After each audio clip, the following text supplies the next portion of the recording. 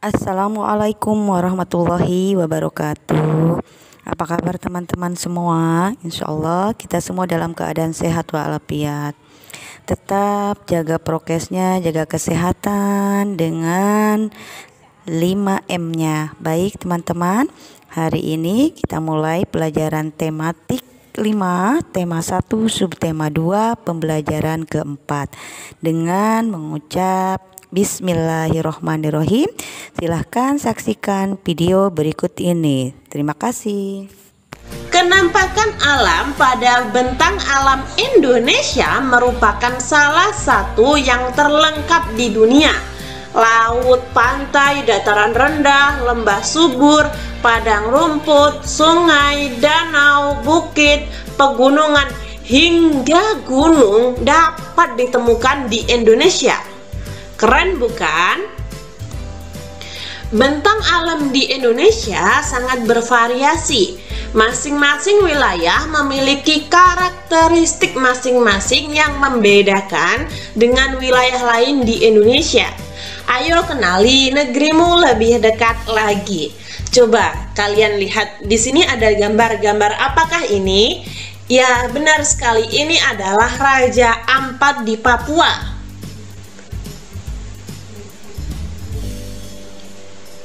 Bentang alam Pulau Papua secara umum. Pulau Papua adalah pulau perbatasan langsung dengan negara Papua Nugini. Pulau Papua merupakan bagian dari wilayah Indonesia Timur. Pulau Papua juga merupakan pulau terbesar di Indonesia dan termasuk pulau terbesar kedua di dunia setelah Pulau Greenland. Sebagian besar dataran Papua masih berupa hutan belantara. Lebih dari 71% wilayah Papua merupakan hamparan hutan hujan tropis yang sulit ditembus karena terdiri atas lembah-lembah yang curam dan pegunungan tinggi. Puncak tertinggi di Indonesia berada di Papua, yakni puncak Gunung Jayawijaya, yang sebagian puncaknya ditutupi oleh salju. Nah, sekarang coba identifikasi tentang bentang alam secara umum. Kita akan membahas di Jawa terlebih dahulu. Nah, di Jawa itu ada Gunung Slamet, Gunung Arjuno, Sindoro, ada juga Gunung Bromo, ada Lembah Cukang, ada Bukit Semadang dan Bukit Kidul, ada Sungai Cisadane, ada dataran rendah Surakarta dan dataran rendah Semarang. Ada Pantai Anyer, Sawarna, dan lain sebagainya. Di sini sebenarnya banyak sekali teman-teman. Pantainya tidak hanya 3, tapi banyak sekali. Di sini saya hanya menyebutkan beberapa saja, kurang lebih seperti itu. Ketika kalian mau menambahkan juga tidak apa-apa ya. Setelah itu tampilannya saya rubah seperti ini ya. Sumatera. Ini ada pada halaman 92. Hanya tampilannya yang saya rubah, isinya tetap sama. Nah, untuk Sumatera di sini ada Gunung Kerinci, Lembah Ngarai Siano, Bukit Minangkabau, Sungai Asahan, dataran rendah Kasih, dataran rendah Cermin, dataran rendah Air Manis, Pantai Lapuk, Air Manis, dan Rupat. Lalu Kalimantan. Pada Kalimantan di sini ada Sungai Kapuas. Nah, itu sungai yang terkenal ya teman-teman. Ada Gunung Bukit Raya, lembah Sungai Kapuas, Batu Dinding, Bukit Lintang, Bukit Kelam. Nah, kurang lebih seperti itu.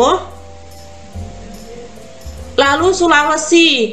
Gunung di Sulawesi ada Gunung Bawakarean, Lembah Bada, Bukit Luwu, Bukit Bone, Sungai Bila, dataran rendah Maros, Pantai Tanjung Bira, Bulukumba, Nah, kurang lebih seperti itu. Di sini ada Pantai Losari. Lalu di Papua, nah ini ada Gunung Bijih, ada Puncak Jayawijaya, ada Lembah Baliem, Bukit Karang, Sungai Undir, dataran rendah pesisir Teluk Papua dan pesisir barat laut, Pantai Bakaro. Nah, kurang lebih seperti ini. Saya ingin sekali menjelajahi Indonesia, melihat bentang alam, melihat keindahan Indonesia. Namun saya belum berkesempatan ya. Saya ingin sekali. Semoga tahun depan saya bisa berkeliling Indonesia. Kalian juga. Lalu Kepulauan Maluku, ada Gunung Binaya, Lembah Argo, Bukit Durian, Sungai Apu, dataran rendah di wilayah Ambon, di wilayah Maluku Utara, Pantai Ora, Pantai Ngurblot, Pulau Bali. Nah, ini yang terkenal ya. Ada Pantai Sanur, Pantai Kuta. Dataran rendahnya ada dataran rendah Bandung, Tabanan, Gianyar, Buleleng. Sungainya Sungai Ayung, Bukit Asa, Lembah Pantunan, Gunung Agung, Gunung Batur, Gunung Abang. Lalu Kepulauan Nusa Tenggara, ada Gunung Kalimutu, Lembah Bola Palelo, Bukit Batu Hidung, Sungai Kambaniru, dataran rendah Lape, dataran rendah Lopok, dataran rendah Palapang. Ada Pantai Sengginggi, Gili Trawangan, Sekotong, Pantai Koka. Nah, kurang lebih seperti ini ya teman-teman. Ini ada pada halaman 93. Kamu telah mengetahui bentuk muka bumi atau bentang alam Pulau Papua. Sekarang giliranmu untuk mencari tahu bentuk muka bumi atau bentang alam di provinsimu. Untuk membantumu, kamu dapat melakukan studi pustaka dengan mencari sumber-sumber referensi di perpustakaan. Nah, saya tinggal di Jawa Timur teman-teman. Oleh sebab itu saya ambil bentang alam di Jawa Timur.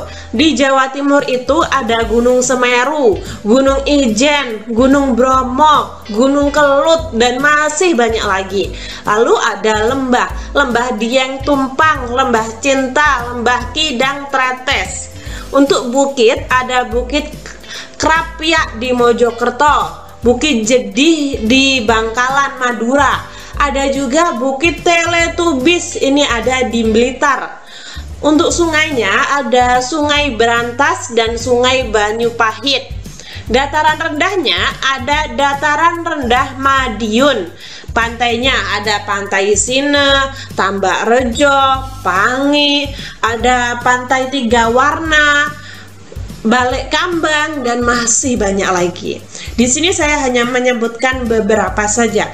Ini bisa kalian rubah sesuai tempat tinggal kalian ya. Saya tinggal di Jawa Timur, oleh sebab itu saya tulis bentang alam di sekitar Jawa Timur.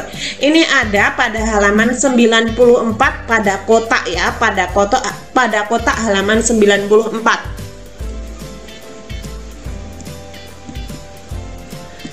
Bentang alam wilayah Indonesia yang bervariasi tidak terlepas dari keadaan iklim di Indonesia.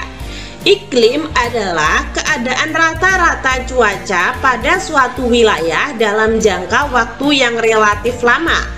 Adapun cuaca adalah keadaan suhu udara, tekanan udara, curah hujan, angin, dan sinar matahari pada waktu pendek dan tempat tertentu. Letak astronomis Indonesia yang berada di wilayah tropis membuat Indonesia beriklim tropis. Ciri-ciri dari iklim tropis adalah suhu udara yang tinggi sepanjang tahun dengan rata-rata tidak kurang dari 180 Celcius, yaitu sekitar 270 derajat Celcius. Di daerah tropis tidak ada perbedaan yang jauh antara suhu pada musim hujan dengan suhu pada musim kemarau. Ciri iklim tropis lainnya adalah lamanya siang dan malam hampir sama, yaitu 12 jam. Nah, Indonesia itu satu hari ada 24 jam dan 12 itu waktu siang, 12 jam lagi itu waktu malam. Iklim musim dipengaruhi oleh angin musim yang berubah-ubah setiap periode waktu tertentu. Biasanya satu periode perubahan adalah 6 bulan sekali. Yang pertama, iklim laut. Iklim laut terjadi karena wilayah Indonesia memiliki wilayah laut yang luas. Iklim Indonesia sangat dipengaruhi oleh laut dan lautan. Laut dan lautan Indonesia mengakibatkan tingginya penguapan. Wilayah yang memiliki tinggi penguapan yang tinggi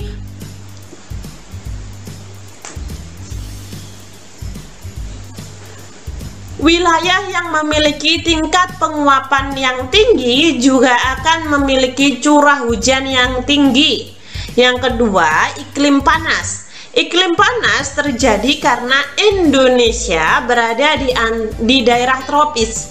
Suhu yang tinggi mengakibatkan penguapan yang tinggi dan berpotensi terjadinya hujan.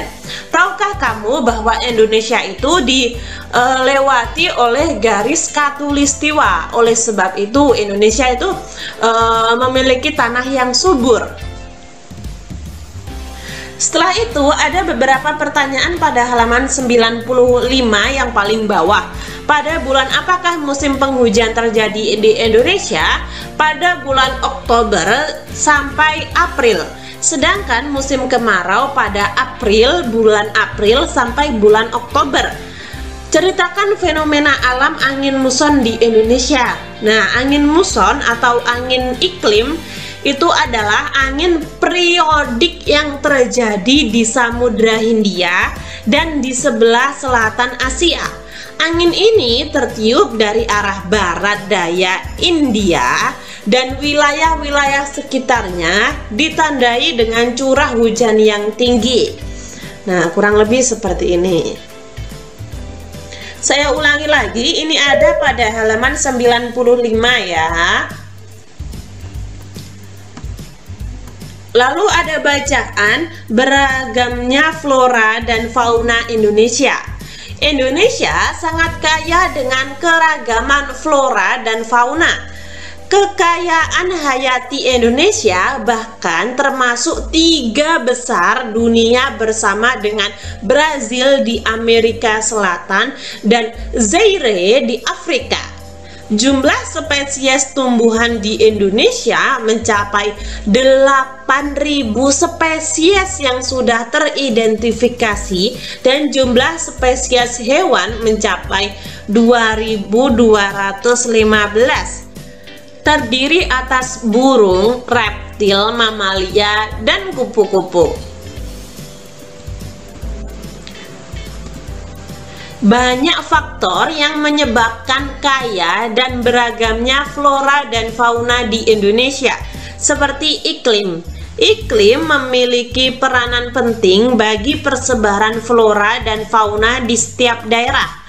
Dalam iklim terdapat faktor kelembapan, suhu udara, dan angin. Kelembapan udara dan suhu udara sangat penting bagi pertumbuhan fisik tumbuhan.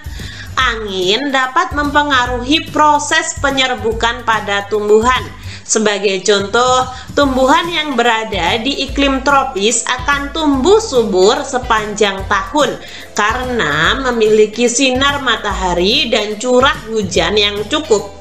Jika tumbuhan dapat hidup dengan baik di suatu daerah, maka akan memancing hewan-hewan untuk datang.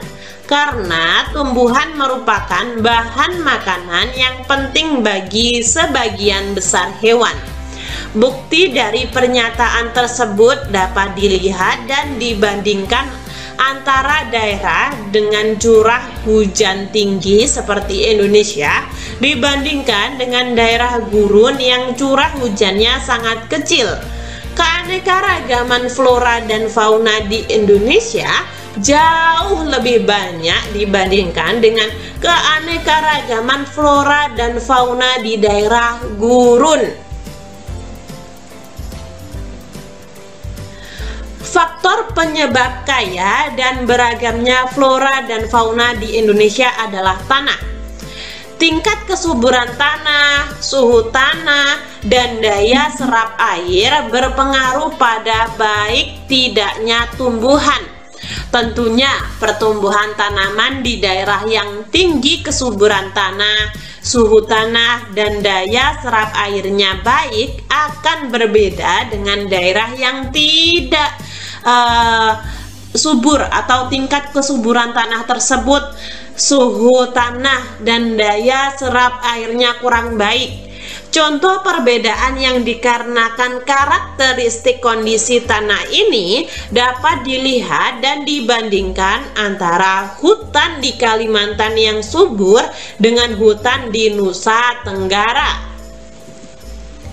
Air juga merupakan faktor penting yang menyebabkan kaya dan beragamnya flora dan fauna di Indonesia. Peranannya yang dapat menyerap, melarutkan, dan membawa makanan yang dibutuhkan tumbuhan sangat penting bagi hidup tumbuhan. Flora yang ada di daerah dengan curah hujan yang rendah memiliki keanekaragaman yang juga rendah dibandingkan dengan daerah yang memiliki curah hujan tinggi. Selain iklim, tanah, dan air yang merupakan faktor abiotik, ada juga faktor biotik yang mempengaruhi kaya dan beragamnya flora dan fauna di Indonesia, yakni manusia. Manusia dengan ilmu dan pengetahuan serta teknologi yang dimilikinya dapat mengembangkan varietas atau jenis-jenis flora dan fauna baru. Begitu juga dengan tingkat mobilitasnya atau pergerakannya. Manusia bisa membawa dan menyebarkan flora dan fauna dari daerah satu ke daerah yang lain. Di sisi lain, manusia juga mempengaruhi keberlangsungan hidup flora dan fauna. Pembangunan rumah, pembukaan lahan, penebangan besar-besaran, perburuan liar, serta pencemaran lingkungan adalah contoh perilaku dan sikap manusia yang bisa mengancam keberadaan dan keberlangsungan hidup flora dan fauna. Faktor biotik selain manusia adalah hewan dan tumbuhan itu sendiri. Hewan dan tumbuhan juga dapat mempengaruhi keragaman flora dan fauna. Misalnya, dilihat dari rantai makanan dan sistem penyerbukannya. Kurang lebih seperti itu. Dari bacaan ini dapat saya simpulkan bahwa Indonesia itu memiliki kekayaan flora dan fauna. Nah, kekayaan tersebut dipengaruhi beberapa faktor. Ada faktor biotik dan abiotik. Nah, kurang lebih seperti itu ya teman-teman. Setelah itu, pada halaman 97, tentukan ide pokok dari masing-masing paragraf bacaan di atas bacaan ini ya. Pada pembelajaran kemarin saya sempat membahas tentang apa sih itu ide pokok, namun tidak apa-apa, di sini saya akan mengulanginya lagi agar teman-teman lebih paham. Ide pokok adalah gagasan utama yang terdapat dalam satu paragraf. Atau kata lainnya, ide pokok adalah pokok permasalahan dalam satu paragraf tersebut. Saya akan contohkan bagaimana cara mencari ide pokok. Caranya adalah kita harus membaca dengan jeli satu paragraf ya. Indonesia sangat kaya dengan keragaman flora dan fauna.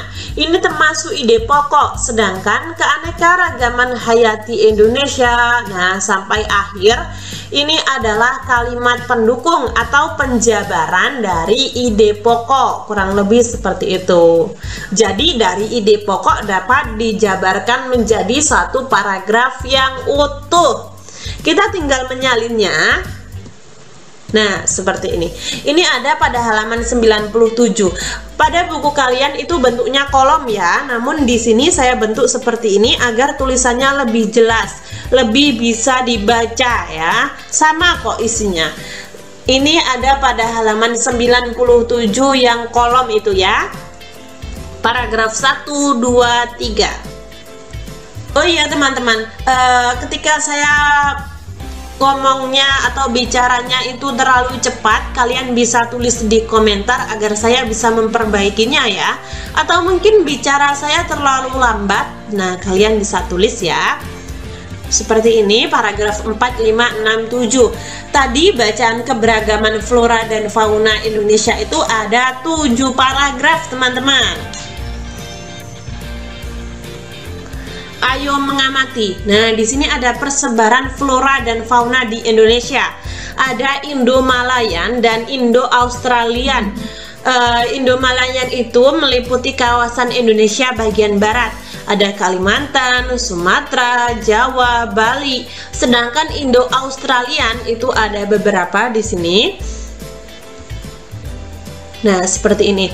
Antara Indo-Malayan dan Indo-Australian itu memiliki ciri-ciri atau karakteristik yang berbeda. Hewan yang ada di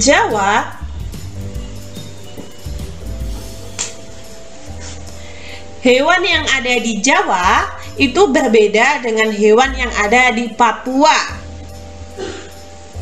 Coba kalian perhatikan di sini ada persebaran persebaran fauna di Indonesia. Nah, ada burung cendrawasih, ada komodo.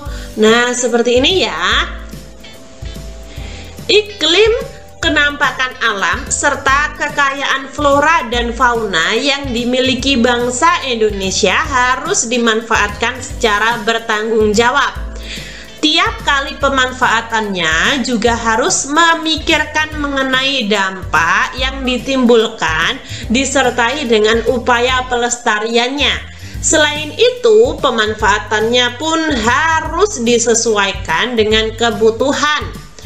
Kita tidak boleh memanfaatkan kekayaan potensi alam yang dimiliki Indonesia secara sembarangan. Ada sebagian kekayaan alam yang tidak bisa diperbarui.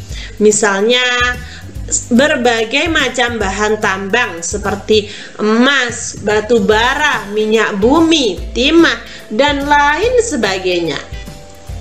Bahan-bahan tersebut memiliki keterbatasan jumlah yang suatu saat akan habis.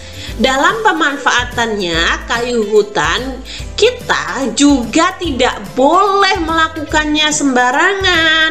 Kita tidak boleh menebang hutan dan membakar hutan secara tidak bertanggung jawab. Jika penebangan hutan dilakukan terus-menerus tanpa adanya usaha pelestarian, maka yang terjadi adalah perubahan iklim yang memicu terjadinya global warming atau meningkatnya suhu bumi, hilangnya habitat hidup berbagai flora dan fauna, punahnya jenis-jenis flora dan fauna tertentu, menyebabkan terjadinya banjir dan tanah longsor. Adapun pembakaran hutan yang dilakukan secara tidak bertanggung jawab akan mengakibatkan terjadinya bencana kabut asap, seperti hilangnya habitat hidup berbagai flora dan fauna, dan punahnya jenis-jenis flora dan fauna tertentu. Oleh sebab itulah kita harus mengembangkan sikap dan perilaku yang baik yang sesuai dengan nilai-nilai luhur yang terkandung dalam sila-sila Pancasila.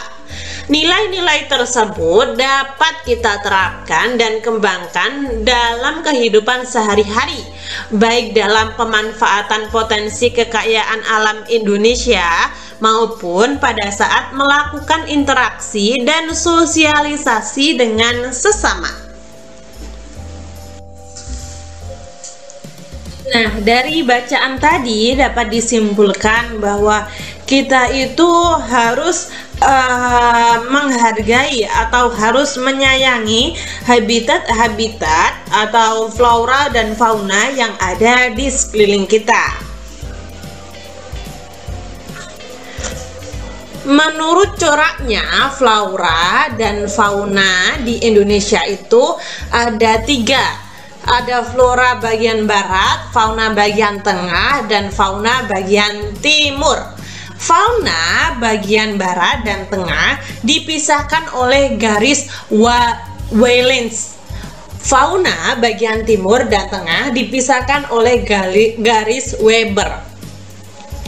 Fauna itu hewan ya teman-teman. Nah, di sini ada fauna Indonesia bagian barat. Mencakup wilayah Jawa, Sumatera, Bali, dan Kalimantan. Banyak ditemui mamalia yang berukuran besar seperti gajah, badak berjula 1, banteng, macan, tapir, kerbau, rusa, orangutan, monyet, babi hutan, bekantan, dan lain-lain. Banyak juga ditemui reptil seperti ular, kadal, tokek, buaya, biawak, bunglon, kura-kura, dan terenggiling. Berbagai jenis burung yang banyak dijumpai di daerah ini antara lain burung hantu, elang, merak, gagak, jalak, kutilang, dan masih banyak lagi ya. Adapun berbagai macam ikan tawar dapat dijumpai di wilayah ini seperti pesut. Nah, ini ada pada halaman 100 ya teman-teman, tapi tampilannya agak berbeda, tidak seperti di buku. Yang kedua, fauna bagian tengah. Wilayah ini juga sering disebut dengan wilayah fauna Kepulauan Wallace. Mencakup wilayah Sulawesi, Timur, Maluku, dan Nusa Tenggara, serta sejumlah pulau-pulau kecil di sekitarnya. Fauna yang menghuni wilayah ini antara lain babi rusa, anoa, kuda, monyet sabat, babi beruang, ikan duyung, kuskus, monyet hitam, tarsius, sapi, dan banteng. Reptil yang menghuni wilayah ini antara lain biawak, komodo, buaya, dan ular. Berbagai jenis burung yang banyak dijumpai di daerah ini antara lain maleo, mandar, raja udang, burung dewata, rangkong, dan kakatua, serta nuri. Fauna bagian timur mencakup wilayah Halmahera, Papua, dan Kepulauan Aru. Mamalia yang banyak ditemui di wilayah ini antara lain beruang, kanguru, walabi, landa irian, kuskus, kanguru pohon, pemanjat berkantung, dan kelelawar. Di wilayah ini tidak ditemukan kera. Banyak juga ditemui jenis reptil seperti ular, kadal, buaya, dan biawak ya. Lalu berbagai jenis burung yang banyak dijumpai di daerah ini antara lain cendrawasih, kasuari, nuri, raja, udang, dan namudur. Adapun jenis ikan air tawar relatif sedikit. Nah, itulah keragaman fauna yang ada di Indonesia ya teman-teman. Baik teman-teman semua, untuk halaman 113 teman-teman silahkan pasangkan dengan garis antara pernyataan yang mencerminkan pengalaman nilai Pancasila dengan sila Pancasila yang sesuai. Silakan mengikuti apa yang sudah Bu Pit pasangkan ya teman-teman. Dan memberi tanda silang untuk gambar-gambar yang tidak mencerminkan nilai-nilai Pancasila. Untuk yang pertama ini mencerminkan, yang kedua ini tidak ya teman-teman. Kita tidak boleh membuli, mengejek orang lain. Lalu membuang sampah di tempatnya, gotong royong, ini termasuk pengamalan sila Pancasila ya. Setelah itu, nah, membuang sampah bukan pada tempatnya, ini bukan termasuk sikap yang sesuai dengan nilai-nilai Pancasila ya teman-teman. Kalian tidak boleh melakukan ini. Lalu ini ibadah. Nah, ini berhubungan dengan ibadah, ini sesuai dengan sila pertama. Lalu ini menjenguk orang sakit. Nah, ini juga tidak boleh teman-teman. Kita tidak boleh memburu hewan sembarangan. Karena ada beberapa hewan itu yang dilindungi atau hewan yang sedang mengalami kepunahan, kurang lebih seperti itu. Jelas ya tanda X dan centangnya? Alhamdulillahirrabbilalamin. Terima kasih teman-teman semua yang sudah menyaksikan video pembelajaran hari ini. Insya Allah bermanfaat bagi kita semua. Baik, tugasnya hari ini adalah masih melanjutkan halaman 103 sampai 105. Selamat mengerjakan teman-teman semua. Semangat, sehat semuanya. Jangan lupa selalu jaga kesehatan dengan 5M-nya. Diperkuat prokesnya, kemudian jangan sampai meninggalkan sholat 5 waktu dan murojaahnya ya teman-teman. Terima kasih semuanya. Wassalamualaikum warahmatullahi wabarakatuh.